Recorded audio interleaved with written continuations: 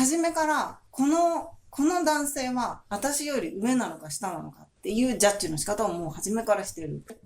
こんにちこんにちは。は。はい、じゃあ今回のテーマは。上下関係って必要ですか？これは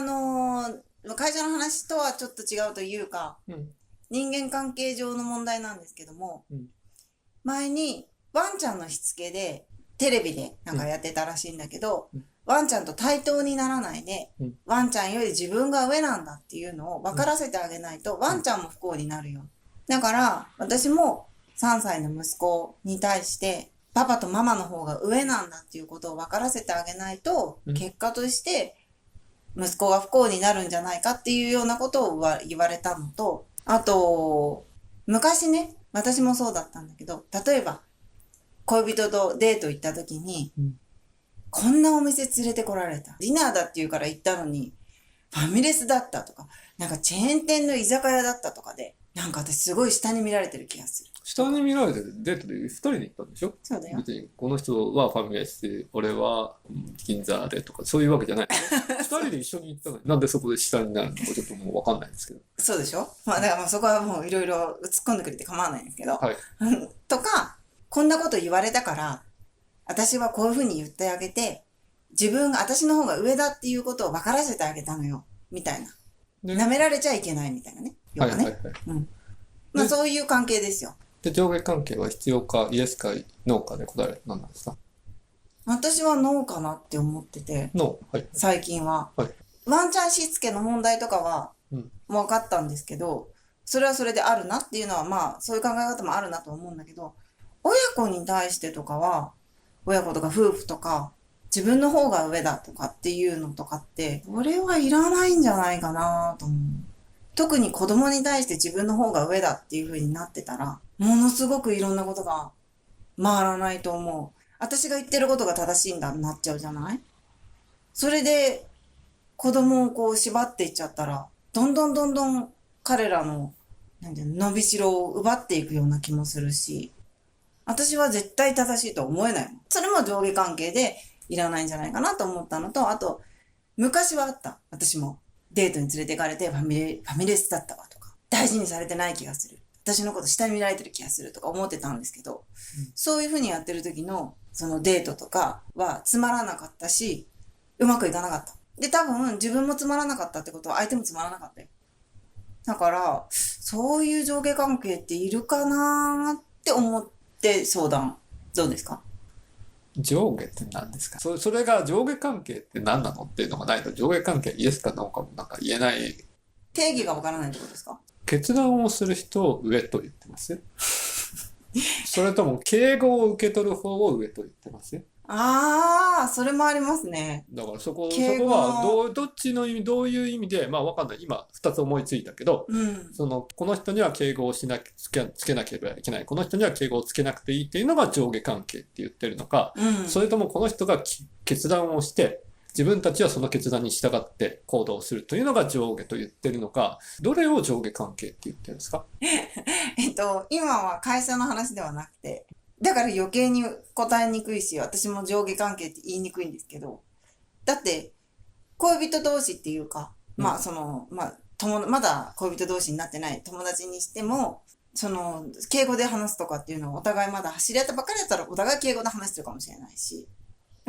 親子関係だったら敬語は使わないし、今のところね、うちでは使わないし。ペットのケースだと、確かに人間の側が決断してすべきだというのは、それは思うので、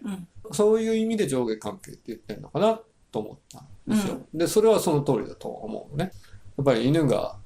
どっかにマーキングしたいって言って、じゃあ飼い主も一緒にそこの鉄柱でマーキングしようって言っても、それはやっぱりおかしいので、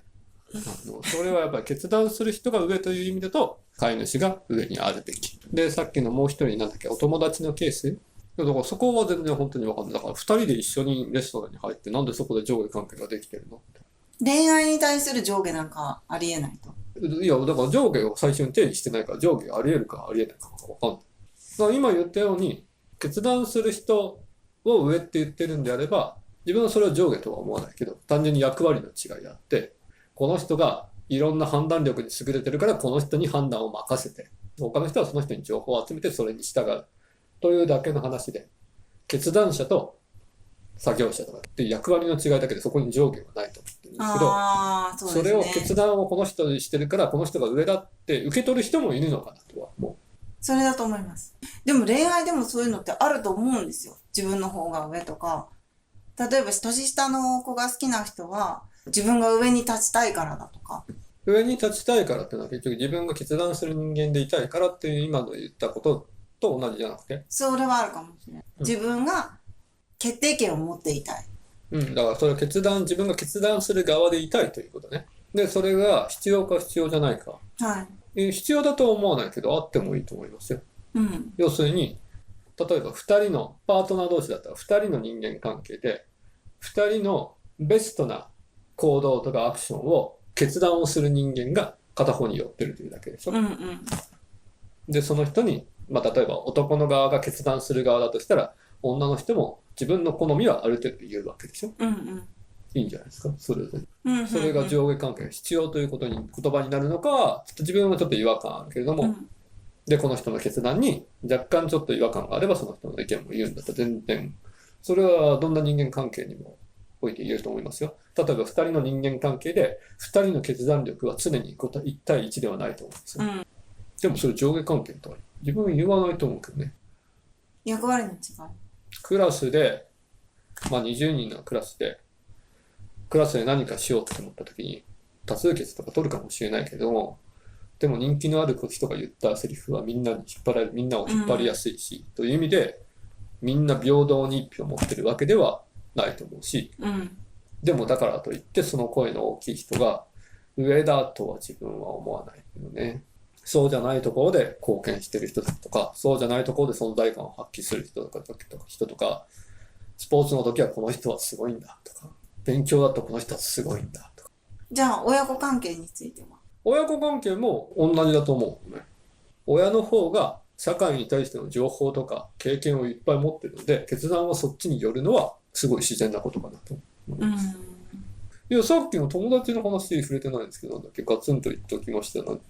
私が上だということを。さっきの話とも全く一緒になっちゃうんだけど、スタートが違うのよ。役割が違うって思っているのは、それは上でも下でも何でもないんだけど、初めからこの男性は私より上なのか下なのかっていうジャッジの仕方をもう初めからしてる。そのジャッジをしようとしてる時点で、でもみんないた、ほら、なんだっけ、東京に住んでるから埼玉に住んでる人より偉いとか。横浜対千葉のなんか争いとか。そんなこと気にしてるお前が一番好きだ。いやでもさ、それなんて言ったらいいんだろうなと思って。でお前そういうこと言ってる人間が一番下だよって言っちゃうとさ、ほら、それも言ってるお前も下だって、なんていうの、ぐるぐるぐるぐるになっちゃうじゃん。でもじゃあそこにいるのに、いや、そこにいると、上下関係にずっと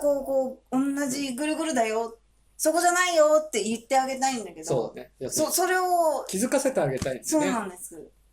やっぱり相手が聞こうと思った時に届いてほしいというか、聞こうと思った時に声を投げないと受け取られないので、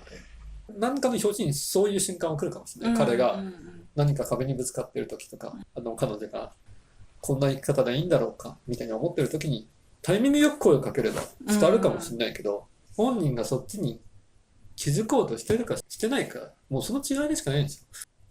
私前はそうだったから、こういう、何この人私のことファミレス連れてったわとかさ、そう思ってたのが、マサトで変わったんですけど、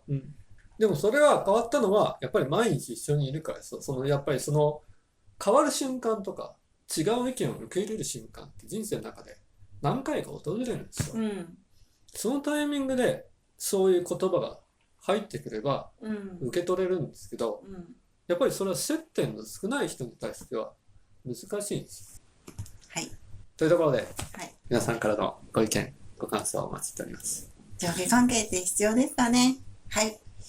チャンネル登録、いいねお願いします。はい。バイバーイ。